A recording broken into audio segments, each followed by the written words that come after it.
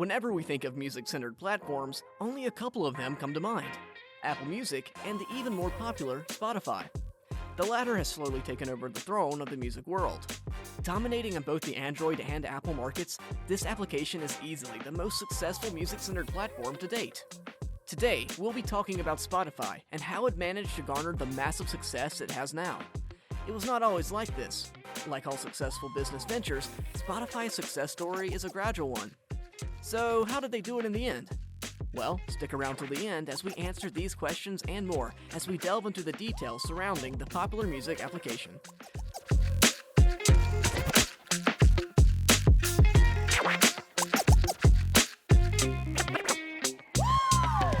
Before we begin with the success story of Spotify, first we need to discuss the background of its beginnings, which would place us better to understand why it started in the first place. This story begins in the year 2001. This was a time when music platforms were virtually non-existent, other than iTunes and Napster. Now, both of these platforms were quite popular with music enthusiasts, as they provided them with music access digitally rather than buying those annoying CDs. Now, both of these platforms were popular for different reasons. iTunes provided access to songs, but at a costly price, hence was not that popular.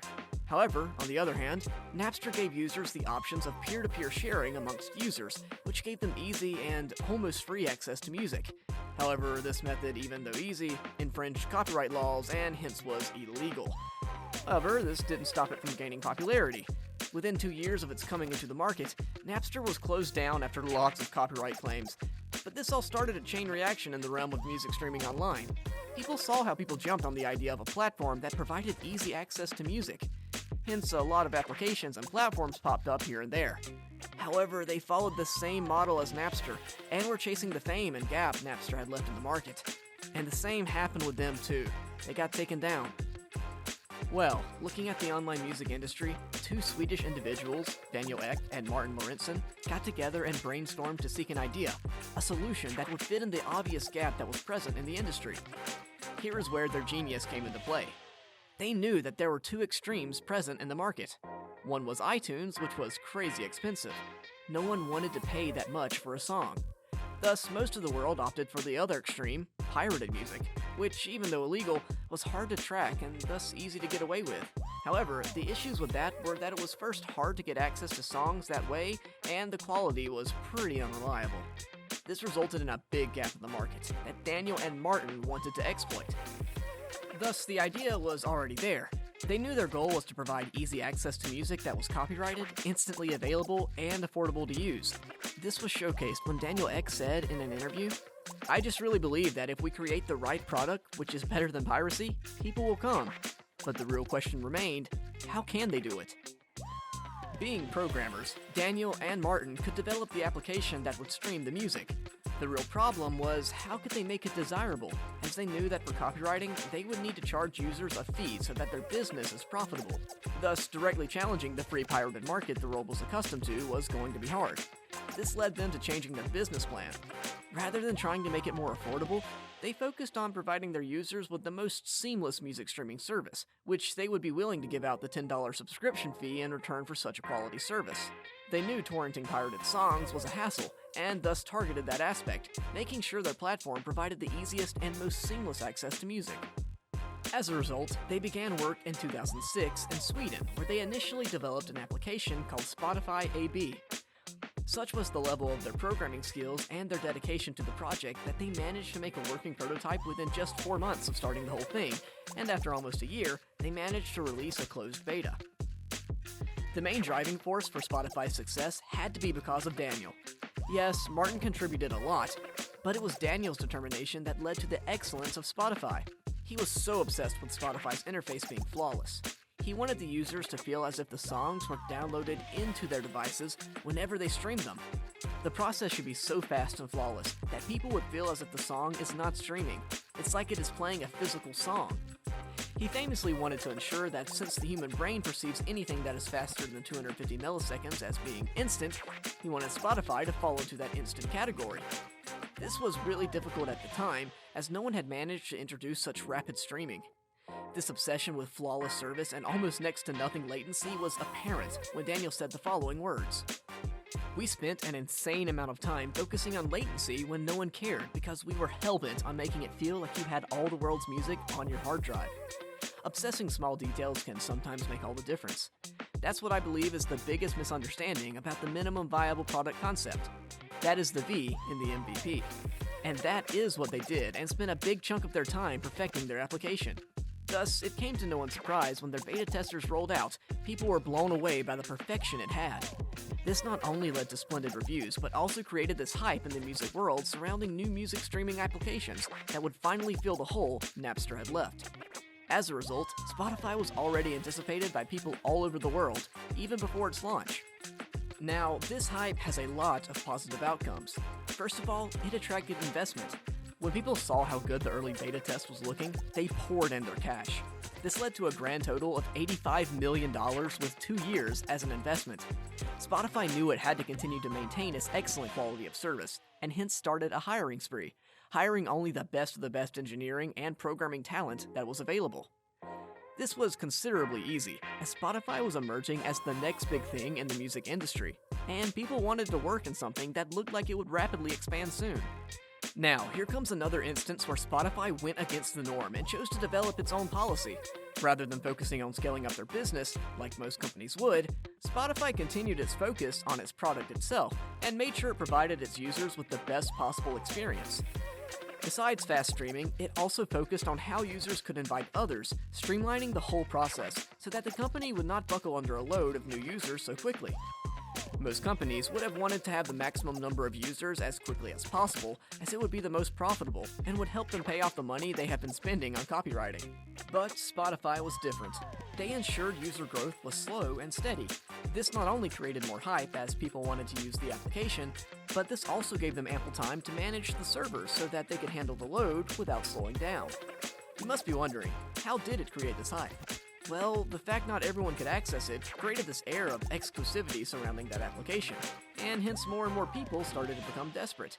People also started to see it as an application that is so amazing and so high in demand that people were waiting in queues for it. Now, this would only have been possible if there were no other competing alternatives in the market. Since Spotify was the lone streaming platform with such a flawless system, it had the freedom of doing this, and arguably, it even made it more popular. Moreover, its lack of competition also ensured it could sign crucial and top-notch licensing deals, which really helps in the early stages of its existence. The license and agreements that Spotify was able to sign in its early stage are the sole reason that Spotify made it to the mass market today. You can guess the importance of these agreements via the fact that until Ek didn't get the required number of licenses, which was crucial for Spotify's survival, it wasn't launched. However, once the requirements were fully met, Spotify hit the mass market, and what a great deal it was for the lovers of music. All the music in the world was one search away, and the user interface was so perfectly integrated that it was mass adopted by the public in no time. Ek and his team were able to come up with such a great product that even those who got their products hunted by Spotify couldn't refrain from praising it. Yes, I'm talking about Sean Parker. He sent an email stating that. Napster was my first attempt at building a company, and one of my early attempts at building a usable product. While I'm proud of the impact we had, I'm not particularly proud of the interface we built, nor of the design/aesthetics of the product. You have surpassed the product experience we built at Napster in all of these ways. This was just the beginning of many great things for Spotify to come. The journey is not so linear as you might presume. Ek and Spotify did have their fair share of struggles, which I'll discuss in a bit, but first let's discuss the good part. As Sean Parker saw there was an immense potential in the product, he intervened and made a partnership possible between Facebook and Spotify. This was big, as both the products were pretty much in the early phases of their operations. However, they shared one very important detail. That is, both were groundbreaking technology products, and everyone knew that considering everything is rightly done, the sky is the limit. Era from Spotify's launch into the mass market to the year 2014, billions of new music catalogs were added. The platform had grown to a user base of over 1 million people, and many new partnerships and collaborations happened. All was going well until the freemium and premium version revenue system caused some of the troubles for Spotify's management. Okay, let me explain these two versions first. You see, after 2008 or 2009, Spotify offered two choices to its customers. They can use a freemium version, which had its limit, but still was quite good enough. Furthermore, for all the music files out there, a paid version offered seamless music streaming without any interruptions from the ads. And, to be honest, Spotify saw one of the highest conversion rates of all time from its users switching to the premium version. The money kept flowing, and by now the major source of revenue for Spotify was the subscription, but it didn't work out as it was supposed to. So, the thing is, there's no doubt about the cash flow, yet both Eck and Spotify failed at balancing their revenue and cost equations. Their operation costs were exceedingly high, and the amount rolling out in the form of royalties to the artist had turned all the balances from positives into negatives. So, once again, they had to rethink their model at Spotify, and instead of focusing solely on the premium versions to make it more desirable for the consumers, they tweaked the freemium version where they could make money off the ads revenue and, alongside, ensure that users would be satisfied with the streaming services. Basically, this time the freemium version was exactly the same as the premium one, besides one thing: the ads. This returned the conversion rate to normal, and now their user base was equally divided between the two versions. By the year 2015, Spotify had gone mainstream, and everyone from the artist to the general public was loving the idea. It was convenient and cheap, and the best part was that it provided uninterrupted music streaming. It was leading the music streaming industry across the globe, with literally every other service left way behind. The plus of it all was the confidence it had gained from the investors. In 2015, they received a hefty investment of $526 million from investors. Now was the time to add new features, which they kept adding on to. From integrating the options of podcasts to customizable playlists for the users, it was offering something for everyone.